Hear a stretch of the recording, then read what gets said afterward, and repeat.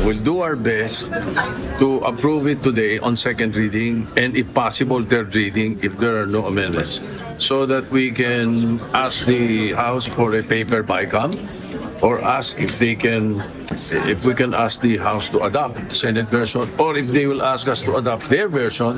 Depende. Tingnan natin sa period of interpretations namin. And then thereafter, we can ratify it tomorrow.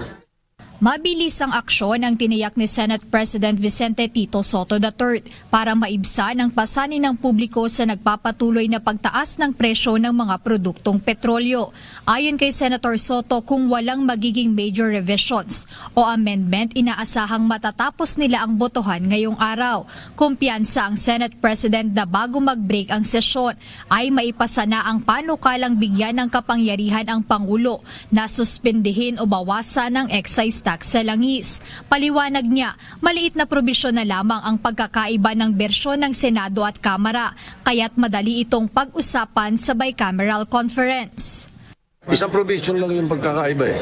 So madali na siguro pag-usapan yan. Hopefully today, on second and third reading, depende sa period of amendment. Basta you can assure what the SP before mag-break, pasado ito. Yes. So yung excise tax. Samantala, sinabi ni Senate President Soto, hindi nila kakayaning matapos ang pag-amyenda sa Biofuels Act of 2006 na sinertipikahang urgent ni Pangulong Ferdinand Marcos Jr. Paliwanag ng senador, kailangan pa ring pag-aralang mabuti ang magiging epekto nito sa iba pang sektor upang matiyak na hindi maaapektuhan ng husto ang ibang industriya habang sinusubukang solusyonan ang krisis sa langis. Kailangan ng konting kailangan ng additional hearing siguro, baka hindi not necessarily talagang hearing itself, no, but we have to find out what effect it has on the sugar industry and what effect it has on the other industries that are going to be affected. Handa namang suportahan ni Senator Amy Marcos ang pagbabawas o pansamantalang suspensyon ng ipinapataw na buwis sa mga produktong petrolyo. Ngunit pangamba ng senadora, baka tanging malalaking korporasyon lang aniya ang makinabang kapag ito ay maisabatas na. May duda ako na talagang magiging mas mura ang gasolina, ang crudo, ang LPG. Kasi ang nakikinabang sa excise tax ay yung mga importer, yung mismong nagbabayad ng excise tax. Baka hindi naman nila i-pass on sa atin yung discount. Dahil dito, mas pabor siya na ang value-added tax o VAT sa langis ang tanggalin para direktang maramdaman ang bawas presyo sa mga gasolinahan. Parehong pananaw rin ang ipinahayag ni Senate President Pro Tempore Panfilo Ping Lacson. Ipinaliwanag niya na ang mga kumpanya ang unang makikinabang sa oras na maipasa ang panukalang batas kaugnay ng excise tax sa langis. That's another concern kasi baka mamaya kung late niyang ma-implement mismo sa gasoline station, ang makikinabang dyan sa suspension excise tax, yung oil companies. Diba? Kasi hindi pa sila nagbabayad, kasi hindi pa suspended.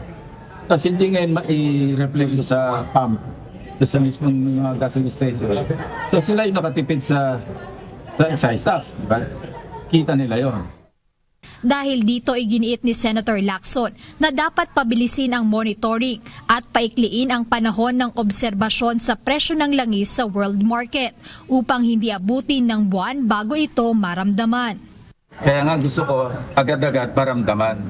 No? Instead na maghintay pa tayo ng 1 month period na nag-a-average tayo ng 80 or more, kung kayang bawasan ng 2 weeks lang, parang within a period of 2 weeks na nag-exit siya or doon sa $80 per barrel, suspend na kagad. Yun po kasi at tapos concern. bilisan lang yung pag-report, pag-monitor para ma-implement kagad within the same month. Kasi kung hindi, at 2 months pa bago ma-implement doon sa mag-reflect doon sa mga pump ng mga gasoline station.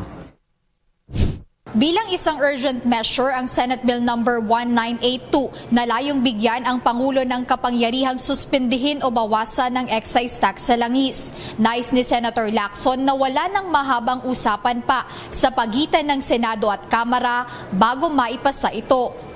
Jedne Resina, UNTV News and Rescue. Diyos ang aming sandigan, serbisyo publiko ang aming pinahahalagahan.